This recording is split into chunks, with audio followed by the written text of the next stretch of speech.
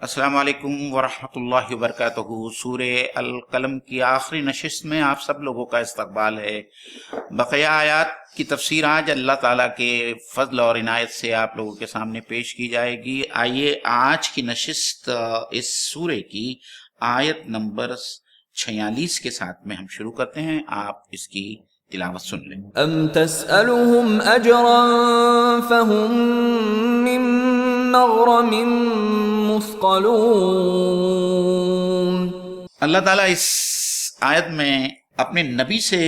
مخاطب ہو کر کہتے ہیں، ام تسألہم اجرن، کیا اے نبی آپ ان لوگوں سے کوئی اجر یا معاوضہ مانگ رہے ہیں؟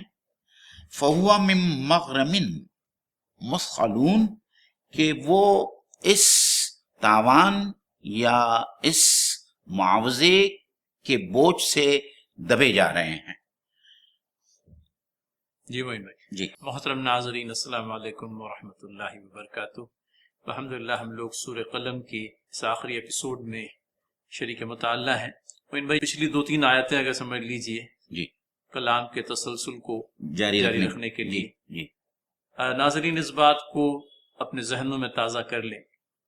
کہ شروعات جو ہوئی تھی وہ ان لوگوں کے تذکرے سے جن لوگوں نے اللہ تعالیٰ کے کلام کی تغذیب کی تھی، اور اب چونکہ سورہ اپنے اختتام کو پہنچ رہی ہے، اللہ تعالیٰ نے ایک مرتبہ پھر کتاب کی تغذیب کرنے والوں کی خبر لی ہے۔ ارشاد باری تعالیٰ اس سے پہلے کی 2-3 آیات، پس اے نبی صلی اللہ علیہ وسلم تم اس کلام کے جھٹلانے والوں کا معاملہ مجھ پر چھوڑ دو، اور پھر اس کے بعد میں ہم ایسے طریقے سے ان کو بتدریج تباہی کی طرف لے جائیں گے کہ ان کو خبر بھی نہ ہوگی، میں ان کی رسی دراز کر رہا ہوں، میری چال بڑی زبردست ہے۔ اب ان آیات کے بعد میں اللہ تعالیٰ نے اپنے نبی محترم صلی اللہ علیہ وسلم کے حوالے سے، بلکہ اپنے نبی محترم صلی اللہ علیہ وسلم کے خطاب کرتے ہوئے یہ بات کہی، لیکن سرزنش کی جا رہی ہے ان لوگوں کو جو کتاب کی تغذیب کر رہے تھے۔ تو ارشاد باری تعالیٰ یہ معین بھائی کہ کیا تم ان سے کوئی اجر طلب کر رہے ہو؟ جی نبی کریم صلی اللہ علیہ وسلم کی کوشش تو نہایت ہی مخلصانہ تھی، جی اور یہ بھی کہ ایک بے غرض آدمی لوگوں کو ان کی اخروی فلاح کی طرف بلا رہا تھا، اور بہرحال جس اعلیٰ اخلاقی اقدار کے آپ حامل تھے ان کے ذریعے سے بہرحال ان کی دنیا بھی بننی تھی۔ تو عام طور پر لوگوں کے ذہن میں معین بھائی کہیں یہ بات ہوتی ہے کہ چونکہ کلام جو ہے وہ ایک دینی کلام ہے، لہٰذا وہ لوگوں کی آخرت سے ہی بحث کرتا ہے، دنیا سے اس کو کوئی سروکار نہیں ہوتا، حالانکہ ایسا نہیں ہے۔ بالکل نہیں، صحیح۔ اللہ تعالیٰ کی کتاب دونوں جہان میں فلاح و کامرانی کی ضامن ہے۔ اب اس کے بعد میں ہم یہ بھی سمجھ لیتے ہیں کہ یہ جو تاوان والی بات آئی ہے معین بھائی، تو کہیں یہ بھی پڑھنے میں آیا کہ اس وقت جس مذہبی پیشواؤں نے جس طرح سے اپنی یوں کہہ لیجئے کہ ایک مذہب کا استحصالی جال بن رکھا تھا لوگوں کے ارد گرد، اس میں یہ صورت واقعہ تھی کہ لوگ جو ہیں جس طرح سے آج بھی ہوتا ہے، خود ہمارے یہاں پر بھی ہوتا ہے اور غیروں کے یہاں تو بہرحال ہوتا ہی ہے، مذہبی مراسم بجا لانے کے لیے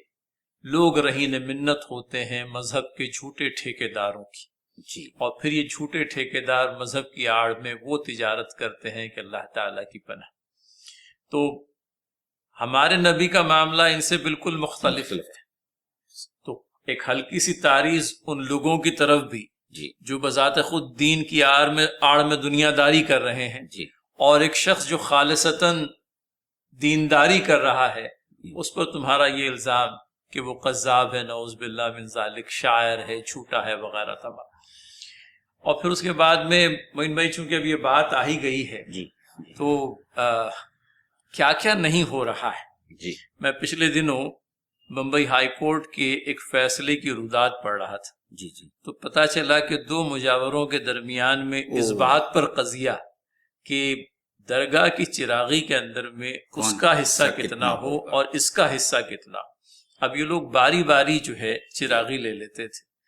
ایک مجاور کا کہنا یہ ہوا کہ کووڈ کے سیزن میں زائرین کم سے کم آئے ہیں،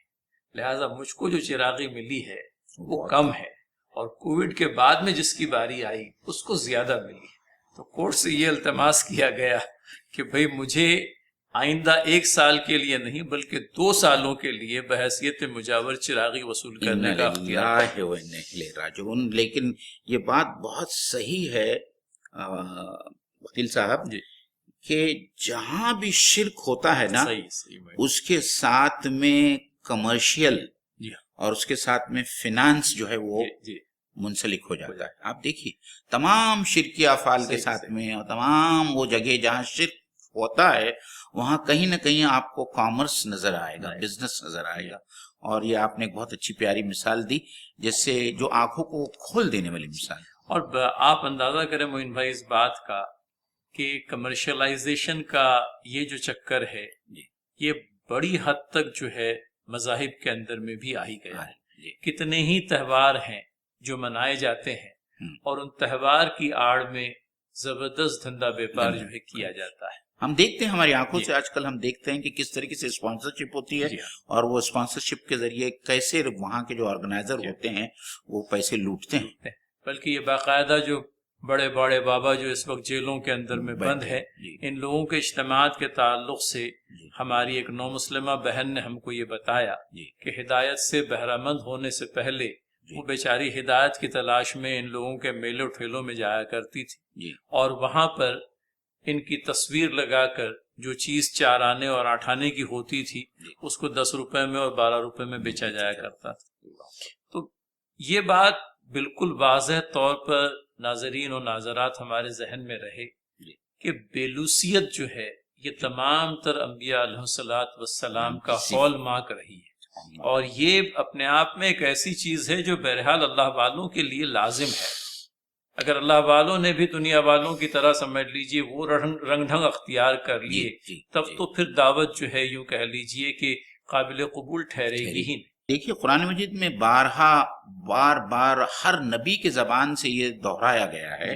اور ایک بار نہیں میرے خیال سے مختلف مقامات پہ آیا ہے کہ ان اجری الا علی اللہ. جی ہاں بلکہ اکثر مقامات پہ ہر نبی نے اپنی قوم سے یہ کہا ہے کہ میں تم سے کوئی معاوضہ نہیں چاہتا, میرا اجر تو اللہ کے اوپر ہے. اور آپ سورہ یاسین کے اس ٹکڑے پر بھی آپ غور کریں جہاں وہ ایک شخص بھاگا آتا ہے اور جو 2 پیغمبر ہوتے ہیں ان کی فیور میں تمام اہل بستی سے یہ کہتا ہے کہ اتبعوا من لا يسألكم اجرا وهم مهتدون, کہ ان نبیوں کا کیونکہ 2 کے ساتھ میں پھر تیسرا نبی بھی بھیجا جاتا ہے, ان تینوں انبیاء کی بات کو آپ مانو اس لیے کہ یہ تم سے کوئی اجر نہیں چاہتے اور یہ خود ہدایت یافتہ ہے اور تم کو ہدایت کی طرف گویا کہ کسی مطلب یہ ہے کہ انبیاء علیہ الصلوۃ والسلام کا بیلوس ہونا تو اس بات سے بالکل ظاہر ہوتا ہے لیکن انبیاء علیہ الصلوۃ والسلام کی دعوت خالصتاً اللہ تعالیٰ کی طرف اور اس کے اندر میں کسی دنیاوی غرض کا شائبہ تک نہیں. تو حضرات ناظرین یہ بات اور یہ کہ میں تم سے کسی اجر کا طالب نہیں ہوں, تو اجر کے طلب کے اندر میں تو بہرحال یہ بات کھل کر کے آ رہی ہے کہ بہرحال کوئی ریٹرن بول لیجئے, کوئی فائنینشیل گین کہہ لیجئے, یہ کسی قسم کا کوئی فائدہ حاصل کرنے والی بات. ہم بھی بفضل تعالی جو بھی چھوٹا موٹا صحیح کام کرتے ہیں اللہ تعالیٰ کے دین کا اللہ تعالیٰ اور زیادہ کرنے کی توفیق دے, لیکن یہ شیطان خود ہمارا اپنا نفس کبھی ہمیں ورغلاتا ہے اور کبھی اپنی داد و دہش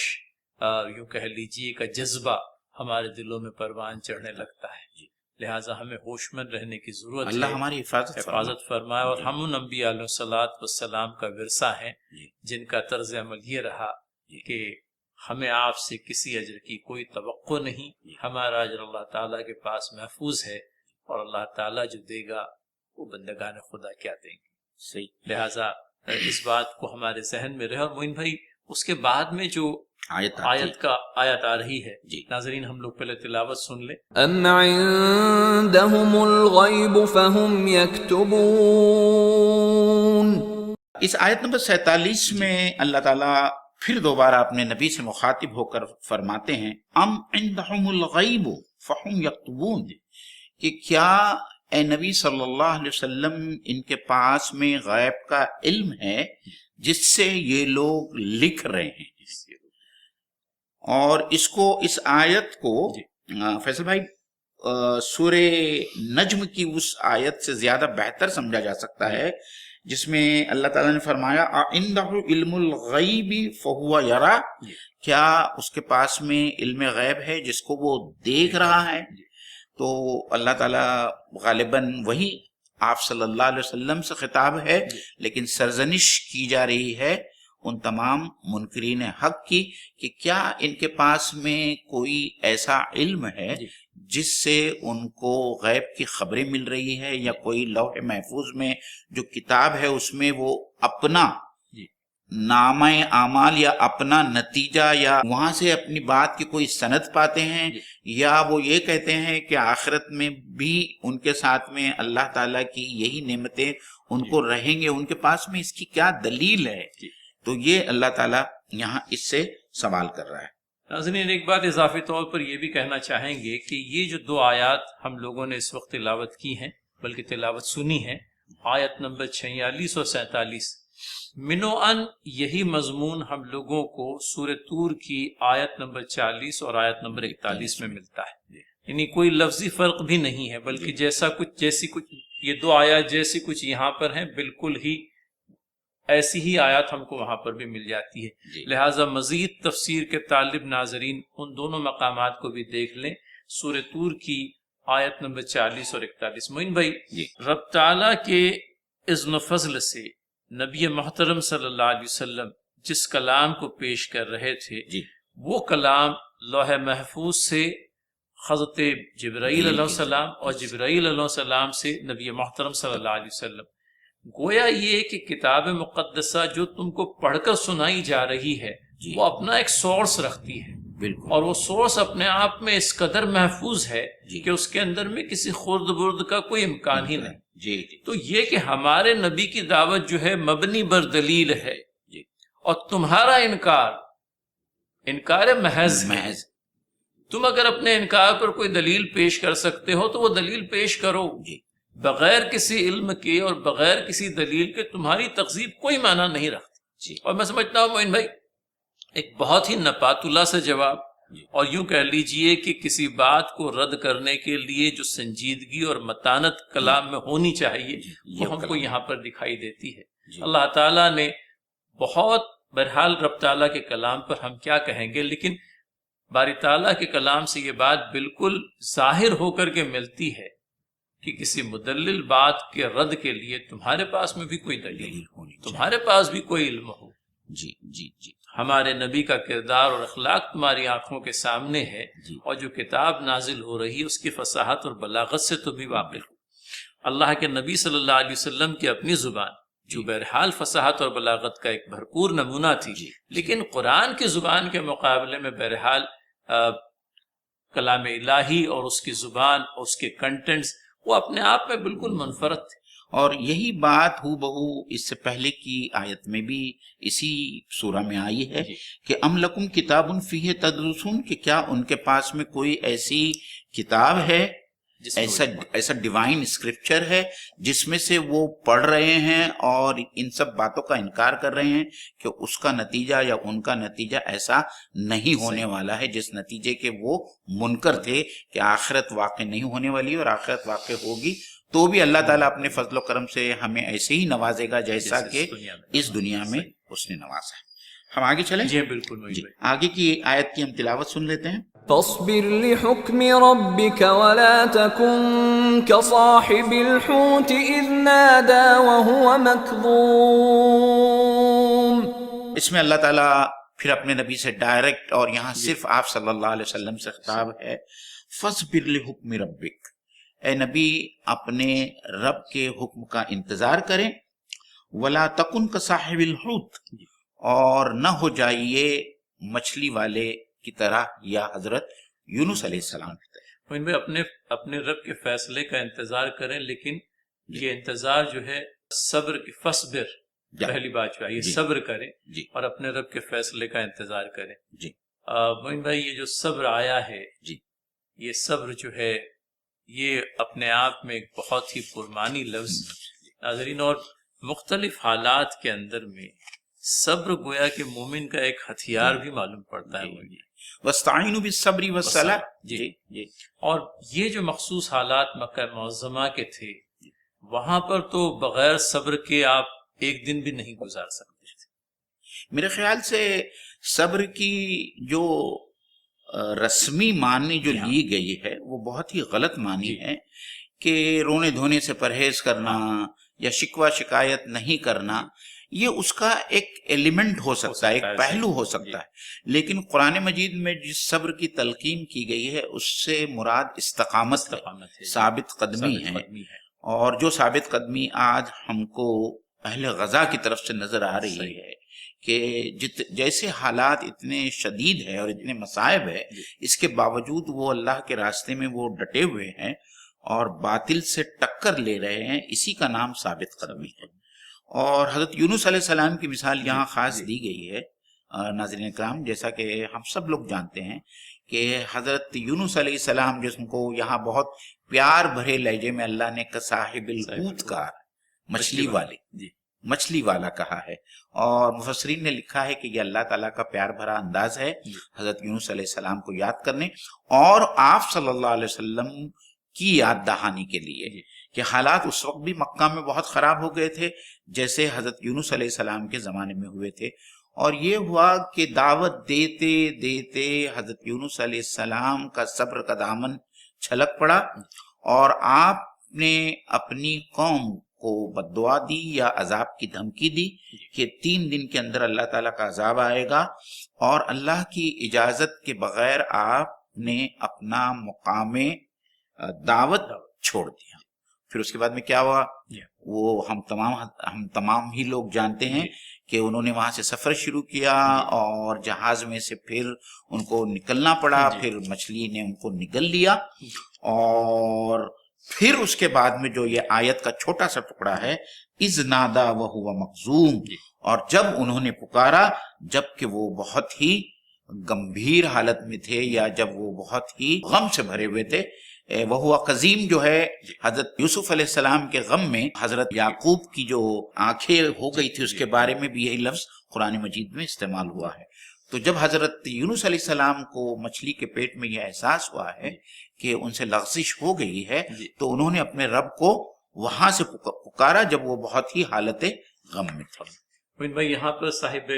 الحوت یہ الفاظ آئے ہیں، اور قرآن کریم میں ایک اور مقام پر حضرت یونس علیہ السلام کے لیے بھی ذنون کے الفاظ بھی آئے ہیں۔ تو ہمارے یہاں کچھ لوگوں کے نام بھی اس مناسبت سے رکھے جاتے ہیں۔ حضرت یونس علیہ السلام کے سلسلے میں انشاءاللہ اور بھی تفصیلات ناظرین آگے کی آیات کے ضمن میں انشاءاللہ آئے گی۔ البتہ صبر کے ضمن میں جو کچھ باتیں ذہنوں میں آئی ہیں اب تک کہ ہمارے مطالعے میں آئی ہے، اس کو ذہن میں رکھیں۔ حضرت انبیاء صلی اللہ علیہ وسلم کے لیے بھی، اور وہ داعیان حق جو انبیاء علیہ الصلوۃ والسلام صحابہ رضی اللہ عنہم اجمعین کے بعد اٹھیں گے، ان کے لیے بھی صبر اپنے آپ میں ایک یوں کہہ لیجئے کہ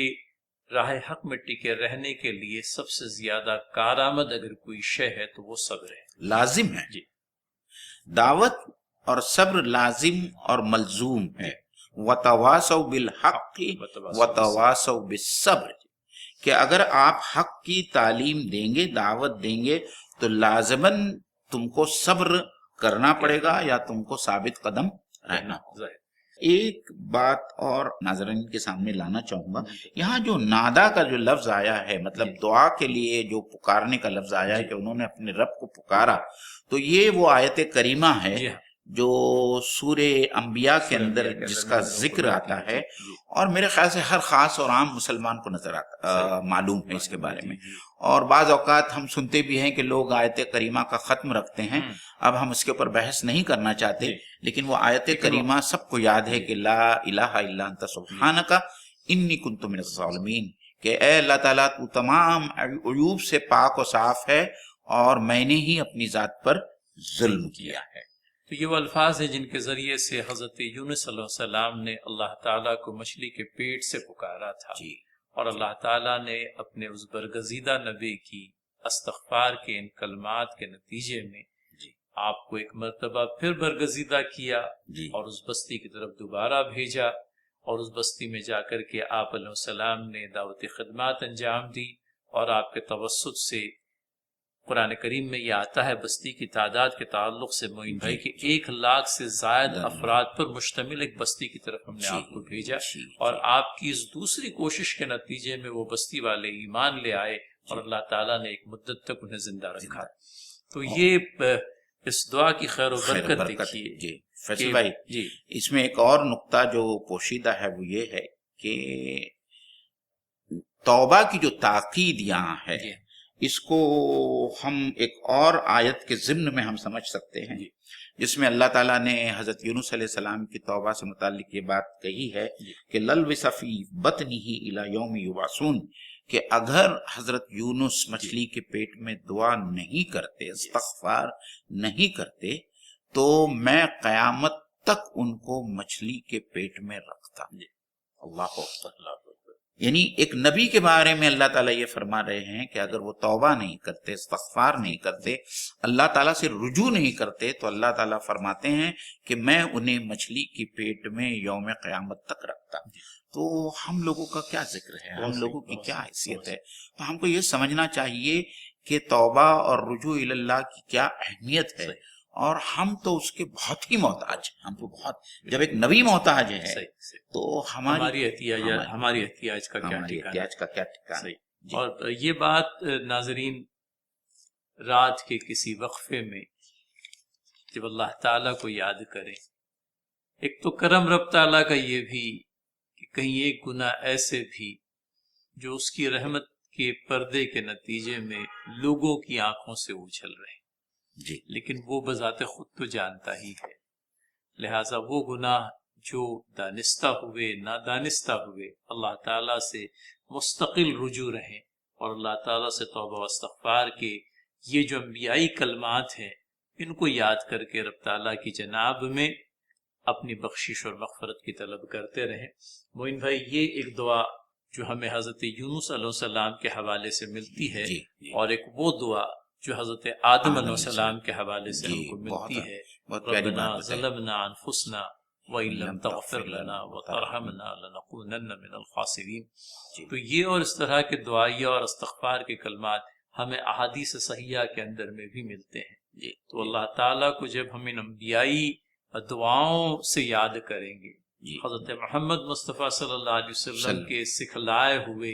استغفار کے کلمات سے جب یاد کریں گے، رب تعالیٰ کی رحمت جو ہے ہم پر یوں کہہ لیجیے کہ سایہ فغن ہوگی، اور ہمارے گناہوں کو ہمارے نام اعمال سے ختم کرنے کی بات جو ہے عمل میں آئے گی۔ تو یہ چند ایک باتیں ناظرین اس آیت کے حوالے سے ہم ایک مرتبہ پھر اس کا ترجمہ آپ کے سامنے رکھ دیں، تاکہ اصل بات جو ہے وہ بہرحال ہمارے ذہنوں میں ہمیشہ پیوست رہے، کہیں ایسا نہ ہو کہ ہماری وضاحتوں میں اصل بات ذہن سے خدا نخواستہ کہیں محو ہو جائے۔ رب تعالیٰ نے اپنی کتاب مقدسہ اس آیت کے اندر میں یہ بات ارشاد فرمائی، جسے ہم نے اس سے پہلے بھی سنا، کہ اسے نبی صلی اللہ علیہ وسلم اپنے رب کا فیصلہ صادر ہونے تک صبر کرو، اور مچھلی والے کی طرح نہ ہو جاؤ جب اس نے پکارا تھا اور وہ غم سے بھرا ہوا تھا۔ آگے کی آیت سن لیتے ہیں۔ لولا ان تداركه نعمة من ربه لنبذ بالعراء وهو مذموم۔ اللہ تعالیٰ اسی بات کو آگے مزید اور بیان کرتے ہیں۔ حضرت یونس علیہ السلام کا ذکر یہاں چل رہا ہے کہ لولا ان تداركه نعمة من ربه، کہ اگر وہ نہیں پاتے اپنے یا اس کے رب کی نعمت کو، لنبذ بالعراء وهو مذموم، تو وہ ایک چٹیل میدان میں ڈال دیے جاتے، وہاں وہ ملامت زدہ ہو کر رہ جاتے۔ تو یہ بات معین بھائی جو تھوڑی دیر پہلے آپ نے کہی تھی، اور یہ بات کہ رب تعالیٰ نے استغفار کے ان کلمات کو شرف قبولیت بخشا۔ حضرت ناظرین اس بات کا دھیان رکھیں کہ حضرت یونس علیہ السلام کے سلسلے کی جو باتیں ہیں وہ اس سورہ میں بھی ہم کو مل جاتی ہیں، پھر اس کے علاوہ قرآن کے دیگر مقامات ہیں جہاں ہم یونس علیہ السلام کے واقعے کی تفصیلات کو دیکھنے کے لیے رجوع کریں. سورہ یونس کی آیت نمبر 98 ہے، اور اسی طرح سے سورہ انبیاء کی چند ایک آیات، اور سورہ سورہ صافات کی چند ایک آیات. تو اس میں ایک مکمل تصویر جو ہے ہم لوگوں کے سامنے آئے گی. اب یہ جو بات آئی معین بھائی کہ چٹیل میدان میں پھینک دیا، اور وہاں پر حضرت یونس صلی اللہ علیہ وسلم کی تواضع کے لیے قرآن کریم میں ہمیں وہ مقام بھی ملتا ہے کہ اللہ تعالیٰ نے ایک بیلدار درخت جو ہے وہاں پر اگا دیا. یقطین کا نام آیا ہے اس میں، اور اس کے ذریعے سے حضرت یونس صلی اللہ علیہ وسلم کی 3 بنیادی ضرورتوں کی تکمیل ہوئی کہ آپ کی بھوک اور پیاس کی جو حاجت تھی اس کو رفع کرنے کا سبب بنا وہ درخت، اور اسی طرح سے ایک پرکار کا سایہ تھا جو اس درخت کے ذریعے سے آپ علیہ السلام کو حاصل ہوا. تو رب تعالیٰ نے اس مقام پر بھی اپنے برگزیدہ نبی کی پذیرائی فرمائی. یہ تو دنیاوی اعتبار سے ہوا، لیکن اللہ تعالیٰ نے ایک مرتبہ پھر حضرت یونس صلی اللہ علیہ وسلم کو اسی بستی کی طرف دوبارہ بحیثیت نبی یوں کہہ لیجئے کہ بھیجا، اور وہاں جا کر کے پھر اللہ تعالیٰ کے دین کی تبلیغ، اللہ تعالیٰ کے دین کی طرف آپ نے دعوت دی. اور وہی قوم جو اس واقعے کے رونما ہونے سے پہلے یونس صلی اللہ علیہ وسلم کی اور رب تعالیٰ کی انکاری تھی، اب اطاعت گزار ہو گئی، ایمان لے آئی. تو یہ بھی ناظرین ہوا ہے. اور معین بھائی یہ بات پڑھنے میں آئی سورہ یونس کے آیت نمبر 98 کے حوالے سے. گزری ہوئی اقوام کے اندر میں قوم یونس ہی اپنے آپ میں ایک ایسی قوم ہے جس کو اللہ تعالیٰ کا عذاب جو ہے، جس نے اپنی آنکھوں سے یہ یوں کہہ لیجئے کہ عذاب کو دیکھنے کے بعد بھی اللہ تعالیٰ نے اس قوم کی بخشش فرمائی ہے. ورنہ عام طور پر سنت اللہ یہی رہی ہے کہ ایک مرتبہ عذاب کا فیصلہ صادر ہو گیا تو اقوام جو ہے یوں کہہ لیجئے کہ ختم کر کے رہ جاتی ہے. لیکن یہ خصوصی اور یہ ایک ہی مثال ہے. سورہ یونس کی میں نے جس 98 نمبر کی آیت کا تذکرہ کیا اس میں باقاعدہ آپ کو یہ چیز مل جائے گی کہ وہاں پر اللہ تعالیٰ نے قوم یونس کو ایک استثناء کی صورت میں پیش کیا ہے، وگرنہ دیگر تمام تر اقوام تغذیب کے نتیجے میں پیوند خاک ہو کر کے رہی. یہ رب تعالیٰ کی بڑی مہربانی رہی قوم یونس کے ساتھ میں. اس میں 2 باتیں اہل علم بیان کرتے ہیں. ایک تو یہ کہ اس قوم کی طرف اس قوم کے نبی نے حجت تمام نہیں کی. ایک وجہ یہ تھی دعوت کی حجت تمام نہیں ہوئی جیسے اللہ کے رسول اور دوسرے انبیاء کی طرف سے ہوا. اور جب انہیں احساس ہوا کہ عذاب آیا ہے تو عذاب کے آنے سے پہلے ہی جو ہے انہوں نے اللہ تعالیٰ کی بارگاہ میں استغفار کیا، توبہ کی اور ایمان لے آئے. وہ نبی کی غیر موجودگی میں ایمان لے آئے. تو ان دونوں عناصر کی وجہ سے یا 2 فیکٹرز کی وجہ سے اللہ تعالیٰ نے اس عذاب کو ٹال دیا. یہ اہل علم کا یہ کہنا. ایک بات یہ بھی معین بھائی کہ حضرت یونس صلی اللہ علیہ وسلم کے بستی سے نکل جانے کے بعد میں وہ اپنے نبی کی تلاش میں نکلے. اس طرح سے بھی کہیں تفسیری نقطہ ہمارے پڑھنے میں آتا ہے. اور دوسری چیز یہ بھی کہ حضرت یونس صلی اللہ علیہ وسلم کو چونکہ دوبارہ اسی بستی کی طرف بھیجا جانا مقصود تھا، لہٰذا یہ بھی اپنے آپ میں ایک وجہ رہی ہوگی واللہ اعلم بالصواب کہ اللہ تعالیٰ نے عذاب کو کیوں ان لوگوں پر سے ٹال دیا. تو بہرحال ہمیں اس بات کا علم ہونا چاہیے، اور نہ صرف علمی اعتبار سے بلکہ معین بھائی نے ایک اچھی وضاحت کی کہ آخر وجہ کیا ہوئی.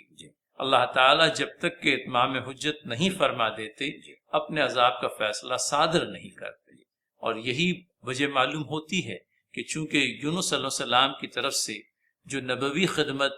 انجام دی جانی چاہیے تھی اس میں چونکہ کوئی کسر رہ گئی تھی، لہٰذا رب تعالیٰ کا منشا یہ ہوا کہ ایک مرتبہ پھر اس کسر کو پورا کرنے کے لیے حضرت یونس صلی اللہ علیہ وسلم کو دوبارہ اسی بستی کی طرف بھیجا جائے. اور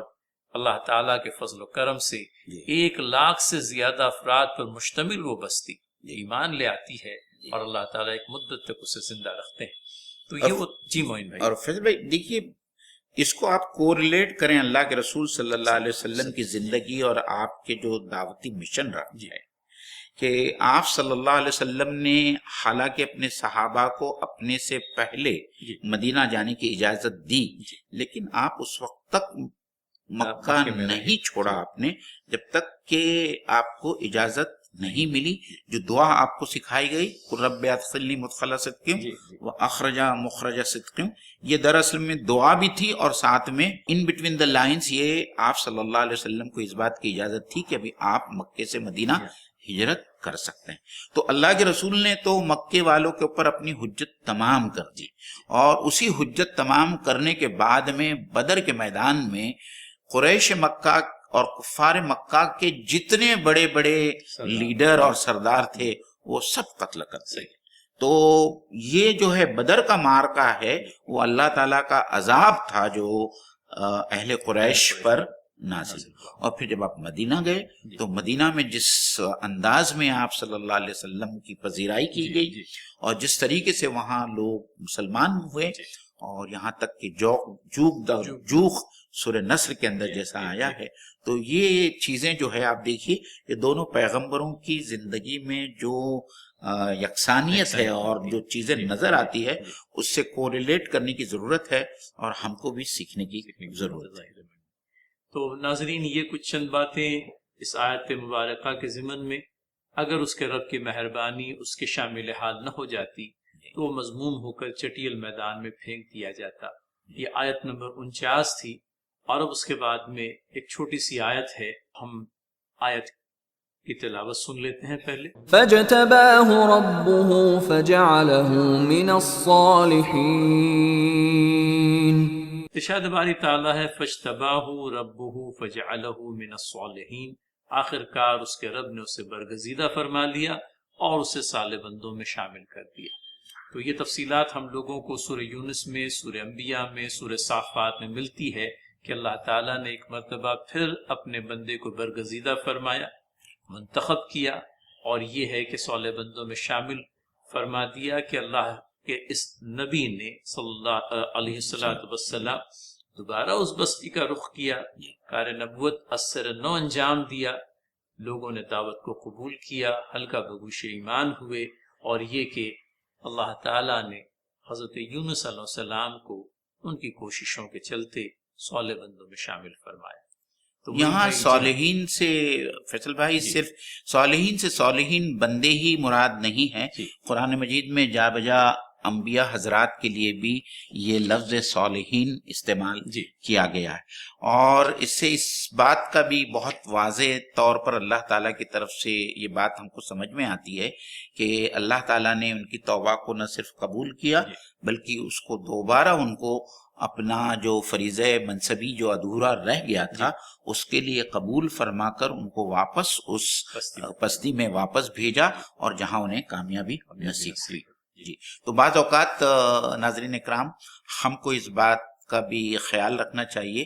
کہ دعوت کا مرحلہ ہم صرف دعوت دینے کے مکلف ہیں، کیونکہ ہم نبی بہرحال نہیں ہے، اور نہ ہی ہم دعوت کا اتمام حجت اس طریقے سے کر سکتے ہیں جس طریقے سے کوئی نبی کر سکتا ہے. ان کا تو بات ہی مختلف تھی، وہ تو یوں کہہ لیجئے کہ پوری زندگی دعوت سے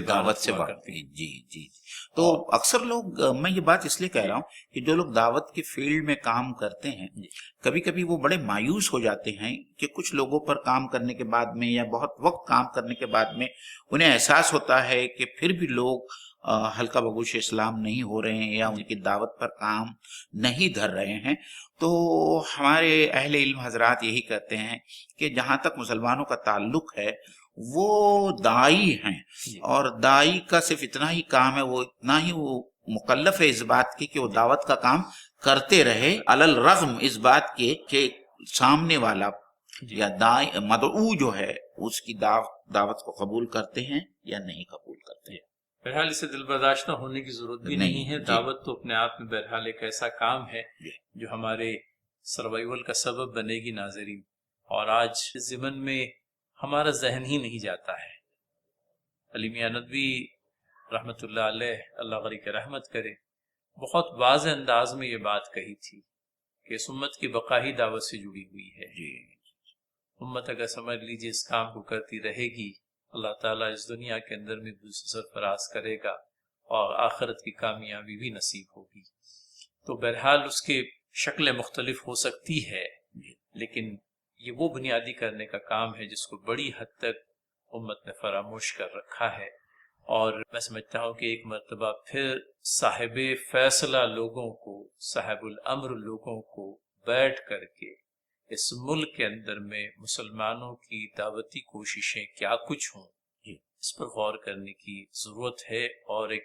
انگریزی میں کہتے ہیں اٹس ہائی ٹائم، وہ ہائی ٹائم آ چکا ہے، اور اس ہائی ٹائم کے اندر میں ہمیں بہت ہی مثبت سوچ اختیار کر کے کسی مناسب فیصلے پر پہنچنے کی ضرورت ہے، اور اللہ تعالیٰ ضرور بضرور اس کی ہمیں توفیق بخشے۔ جی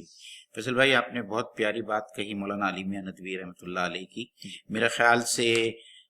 میں آپ کی توجہ ان کے اس بیان کی طرف بھی مبذول کراؤں گا جو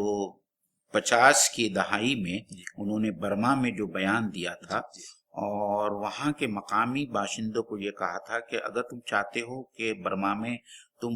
بس جاؤ اور یہاں تمہیں ثابت قدمی اور استحکام حاصل ہو، تو تمہارے لیے ضروری ہے کہ یہاں کے باشندوں کو، جو غیر اس مسلم بھائی برادران وطن ہیں، ان لوگوں میں اسلام کی دعوت کا کام کرو اور اسلام سے روشناس کراؤ،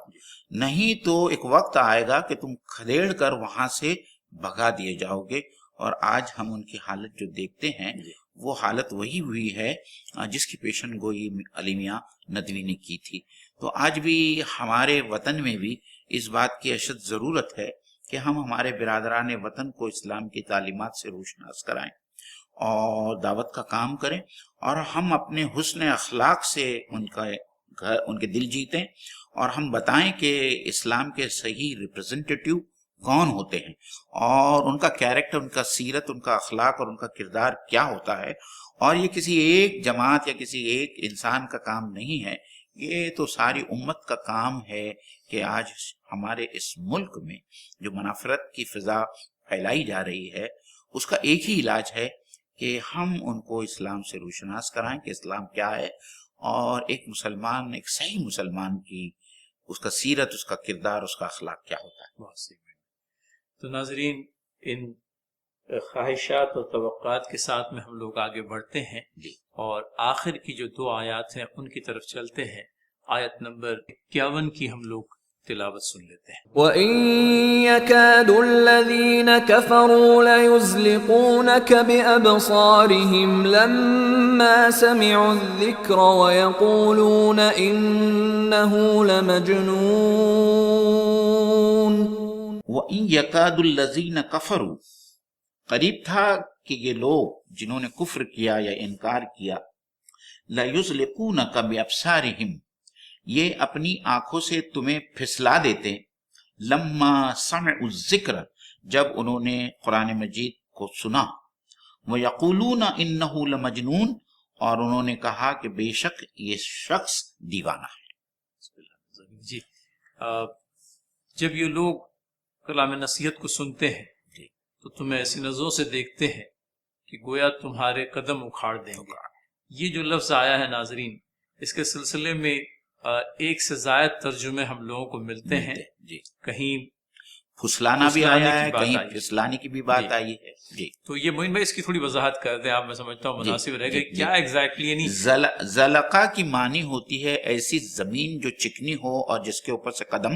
پھسل جائے۔ قرآن مجید میں ایک جگہ زلقہ کا لفظ بھی استعمال ہوا ہے، اور اسی سے بعض مفسرین نے یہ معنی اخذ کی ہے کہ اس کا مطلب یہ ہے کہ وہ جب بھی اللہ کے رسول صلی اللہ علیہ وسلم جب کلام سناتے تھے، قرآن مجید کو سناتے تھے، تو یہ جو مشرکین مکہ جو تھے اور خاص طور پر ان کے سرداران تھے، وہ آپ کو اس انداز میں گھورتے تھے اور آپ کے اوپر نظریں گاڑتے تھے کہ ایسا لگتا تھا کہ وہ آپ کو اپنے نظروں کے ذریعے، یا وہ نظروں میں جو ان کا وہ آب اور تاب اور وہ غصہ ہوتا تھا، اس کے ذریعے آپ کو متاثر کریں اور آپ اپنے اس مقام دعوت سے وہاں سے ہٹ جائیں یا پیچھے ہو جائیں۔ تو یہ معنی بہت سارے مفسرین نے لی ہے، اور پھر اس کے بعد میں وہ جو ان کی رٹ تھی، وہ رٹ ہمیشہ جاری رہتی تھی کہ یہ شخص جو ہے مجنون ہے، دیوانہ ہے، اور اللہ تعالیٰ پھر بعد میں ان کی رد کرتے ہوئے واپس دوبارہ وہی کہتا ہے کہ وما ہوا الا ذکر للعالمین، آخری آیت ہے، کہ آخری آیت ہے کہ وما ہوا الا ذکر للعالمین، لیکن حقیقت تو یہ ہے کہ یہ جو بھی ذکر بیان کیا جا رہا ہے، یہ قرآن مجید تمہارے سامنے پڑھ کر سنایا جا رہا ہے، اس کی آیتیں جو سنائی جا رہی ہے وہ تمام جہان والوں کے لیے ہدایت ہے اور نصیحت ہے. اور ایسا کلام لانے والا اور ایسا کلام سنانے والا اور ایسا شخص جس کے اوپر یہ ایسا سنجیدہ کلام نازل ہو، وہ کیوں کر دیوانہ، اس کے دیوانہ ہونے کا سوال ہی پیدا اس نہیں کا ہوتا. دیوانہ ہونے کا سوال ہی پیدا نہیں ہوتا. اس طریقے سے اللہ تعالیٰ جو ہے اپنے نبی کی دفاع کرتے ہیں اور یہ کہتے ہیں کہ یہ کہنے والے جھوٹے ہیں. اور پہلے بھی جو ہے ہم نے بہت سارے مقامات پہ سورہ یاسین میں بھی پڑھا کہ سورہ یاسین میں بھی اللہ تعالیٰ نے یہی کہا ہے کہ یہ کتاب بذات خود، قرآن مجید، اس کا کنٹینٹ بذات خود اس بات کا شاہد ہے کہ اس کتاب کا لانے والا اور پڑھنے والا جو ہے یاسین والقرآن الحکیم انک لمن المرسلین، کہ آپ پیغمبروں میں سے ایک پیغمبر ہیں. کوئی عام آدمی کے لیے ممکن نہیں تھا کہ اس طریقے کی کتاب، اور خاص طور پر آپ صلی اللہ علیہ وسلم جو امی تھے، جو کسی مدرسے میں نہیں گئے، وہ اس کتاب میں جو کنٹینٹ ہے اس کنٹینٹ کو کس طریقے سے آپ صلی اللہ علیہ وسلم خود لکھ سکتے تھے جو نبی امی تھے. تو وہاں سورہ یاسین میں بھی یہی بات لائی گئی ہے اور قرآن مجید کی قسم کھا کر کہا گیا ہے کہ آپ مرسلین میں سے ہے، انبیاء میں سے ہے، پیغمبروں میں سے ہے. اور یہی بات یہاں پہ بھی کہی جا رہی ہے کہ یہ جو آپ کے بارے میں آپ اس سے دل برداشتہ نہ ہوں، یہ دیوانے کی بڑھ ہے ان کی کہ جو آپ کو جو ہے مجنون کہتے ہیں. تو لیکن پھر بعد میں ایک بار اللہ تعالیٰ دوبارہ تمام انسانوں کو یہاں یاد دہانی کرا رہے ہیں کہ یہ قرآن مجید تمام انسانوں کے لیے، تمام دنیا کے لیے ذکر ہے، نصیحت ہے، لیکن اس کو سمجھنا ہے اور اس نصیحت سے ہم کو نصیحت اور رہنمائی حاصل کرنی، ہدایت حاصل کرنی. تو اس بہترین نوٹ پر آج کے اس ایپیسوڈ کا خاتمہ کرتے ہیں. ناظرین، اللہ تعالیٰ کے اذن و فضل سے کلام پاک کی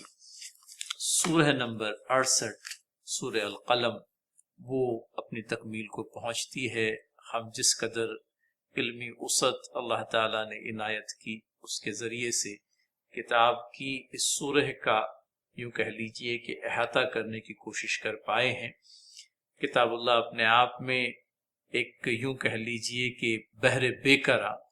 اور اس کی گہرائی میں جا کر جس قدر موتی ہم سمیٹ سکتے ہیں، سمیٹنے کی ضرورت ہے. سورہ القلم کو ہم نے، اور خاص کر کے اگلے اس کے پچھلے حصے کو قرآن کریم کے ذریعے سے ہی سمجھنے کی کوشش کی، کیونکہ کئی مقامات ایسے ہیں جو مشترکہ طور پر اس سورہ میں بھی اور قرآن کریم کی دیگر صورتوں میں بھی ہم کو مل جاتے ہیں. یونس صلی اللہ علیہ وسلم کی بہت ہی پیاری مثال سامنے آئی ہے، اور اللہ کے نبی صلی اللہ علیہ وسلم کو جو تلقین اس مثال کے ذریعے سے کی گئی، نبی محترم صلی اللہ علیہ وسلم کو تو وہ تلقین تھی ہی، دنیا جہان کے تمام تر داعیان حق کے لیے اپنے آپ میں ایک نصیحت. تو یہ سورہ القلم، اور رب تعالیٰ کے اذن و فضل سے یہ سورہ ہماری ان ایپیسوڈز کے اندر میں کور ہوئی. انشاءاللہ العزیز آئندہ جمعرات جب آپ لوگوں سے ملاقات کریں گے، تب امید ہے قرآن کریم کی ایک اور سورہ کی شروعات رہے گی، سورہ الحاقہ، جو اس کے متصل بعد کی سورہ ہے. اور اللہ تعالیٰ سے دعا ہے کہ ان کوششوں کو شرف قبولیت بخشے اور ہم سبھی کو اس کے دین کا ایک ادنا خادم شروعات کریں. ناظرین، ایک ادنا خدمت کے ساتھ میں، اور اللہ تعالیٰ ہمارے لیے آگے کے مراتب بھی حاصل کرنا ممکن کرائے. ہم اس کے فضل کے، اس کی مہربانی اور کرم کے جویا ہیں. آمین یا رب العالمین. وآخر دعوانا ان الحمدللہ رب العالمین.